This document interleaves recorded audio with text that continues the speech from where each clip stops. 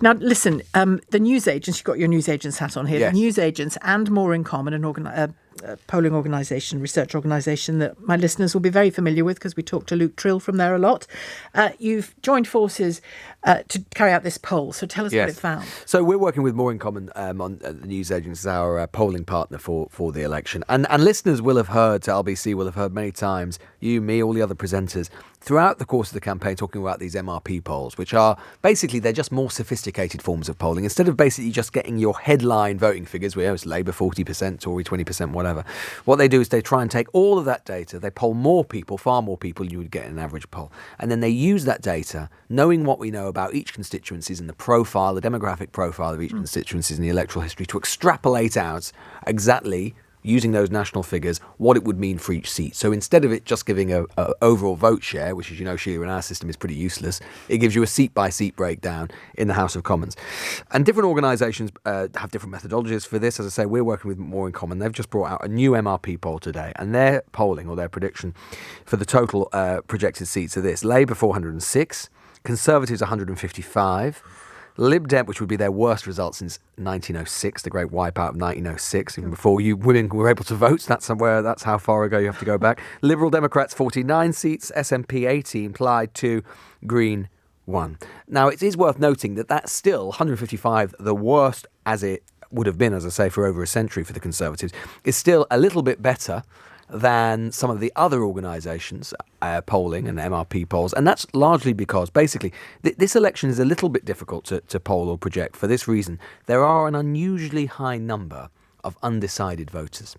If you go back to the same point in the electoral cycle in 2019, the number of undecided voters was over half as small. It comes across in every single phone. Completely. And I'm travelling around the country a lot at the moment, Sheila, and that exactly accords with my own experience and lots of other political reporters as well. Yeah. And so basically pollsters have to decide when they're making their projections, how do they assign and in what proportion those voters? How many do they think go back home to the Conservatives, move over to Labour, don't vote at all, and so on? So it's really complicated, and different pollsters have different methodologies, and that's why you'll hear some pollsters saying, the Conservatives could have as few as, say, 70 seats, and some like More in Common, whose methodology is perhaps a little more generous to the Conservatives for their own reasons, saying that it'll be 150. But look, either way, whether it's 70, 150, 180, it would still be catastrophically bad for the Conservative Party. And as things stand, if those seat numbers are to be true, the Conservatives would still be the party of opposition. Easily, yeah. Liberal Democrats will have done very well by their lights. Well, they would be getting back up on these figures, basically to the sort of figures that they used to have when they, say, Paddy Ashdown, Nick Clegg were leader of the Lib Dems. They would be the third biggest party again. They would be able to say that we're the third force in British politics, which would be huge for them. I miss Paddy Ashdown. I think he was a great politician, wasn't he? Whatever you think about him, he was Absolutely, a proper person. An interesting politician, very much, and an interesting life.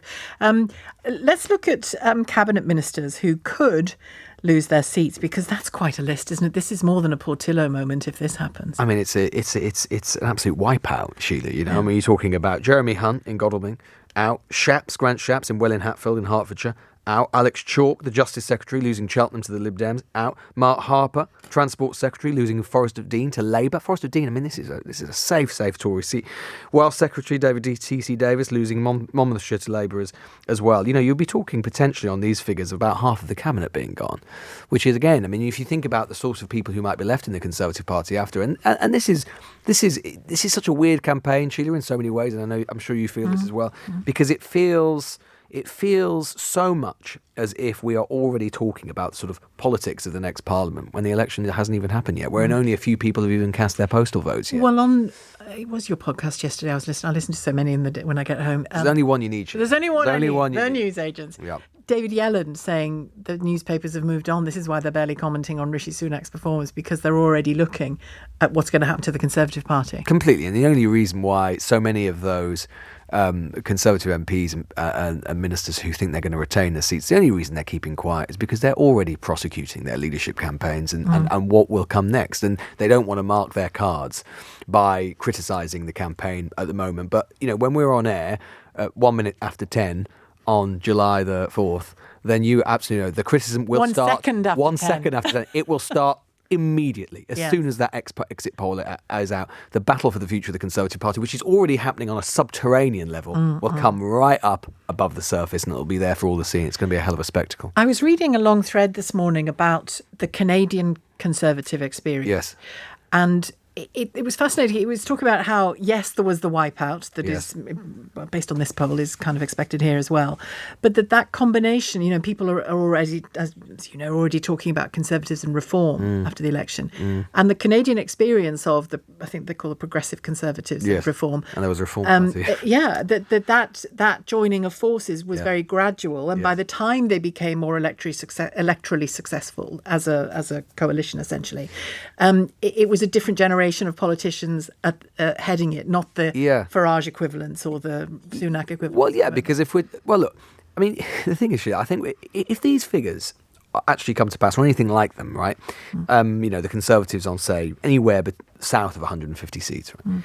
This next Parliament will be a Parliament where the political right in this country, the centre-right, the right, whatever you want to call it, will be at its weakest in Britain that we've ever had. We'll never have had a parliament where the right of politics is so weak and has so little power, right? This will be a parliament primarily of the progressive left.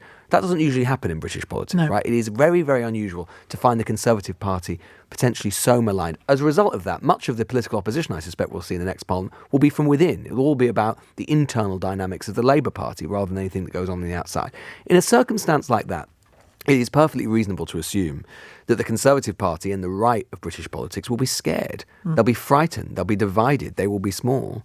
And so, therefore, the pressure to unite and to work together and to find common cause, to critique and oppose a Labour government, which potentially will basically be able to do whatever it wants, will be immense. And so you can completely see a scenario in which at least a big part of the Conservative Party is saying we cannot afford to not work with the next biggest right-wing party, which is Reform, and we need that energy and we need those votes. And so you can completely see how those dynamics might play out. And just going back to what this poll found of the Lib Dems, and forgive me if you've said this and I didn't pay enough attention.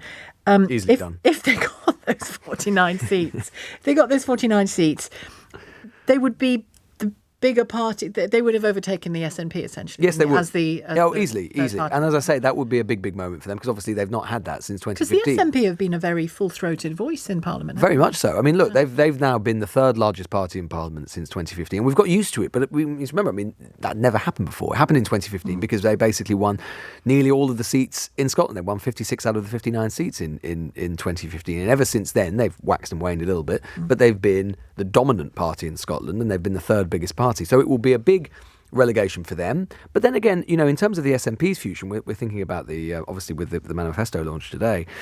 I mean, clearly, it would be a massive setback for them to be relegated again, to not be the third party in Westminster and to go down, if this poll is right, to say 15, 18 seats or whatever. But of course, they don't care about Westminster ultimately. Westminster is not the game in which they're playing. It's not an arena in which they even want to be, right? They need to maintain their dominance in Holyrood. And you can imagine, in order to be able to have any chance whatsoever of affecting pressure on a Labour government to get a referendum, and you can imagine actually the cards falling in such a way, if they can get their leadership problems sorted out and they can get their internal problems sorted out, is it a terrible thing for an SNP government trying to retain Holyrood in 2026 to fight against a Labour government in Westminster which may be all-powerful? No, it's probably not. I mean, at least it gives you something to run against, right, rather than being in a position where, say, let's imagine the Holyrood elections were happening now. Yeah. That would be really, really problematic for them. So the timing is not necessarily to the SNP's disadvantage in the medium term. And it's yet another example of the shifting plates of our politics, isn't it, at the moment? There's going to be such change. Hopefully there'll be national change for the people who need it in this country, but political change underneath all those moves as well. Well, yeah, I mean, on the SNP side, for example, let's say, it would mean a huge amount to the Labour Party to get those central seats, belt seats in Scotland back. These are sort of seats the Labour Party was born. You've got Keir Hardy, Ramsay MacDonald, all these great founding titans of the Labour Party, all Scottish. And so it absolutely broke the heart of the Labour Party in many ways in 2015 when it lost virtually all of its seats and its lack of recovery since then. So it will matter. But of course, even then, Labour is going to have to navigate something in getting those seats back they've never had to deal with before, which is a not inconsiderable proportion of their voters in those central belt seats, a lot of them will be yes voters. How do you navigate their politics and how do you address the constitutional question when you are a unionist party to keep those voters over the long term? Labour MPs never had to think about that before. They will now. But they will now. Yeah. Yeah.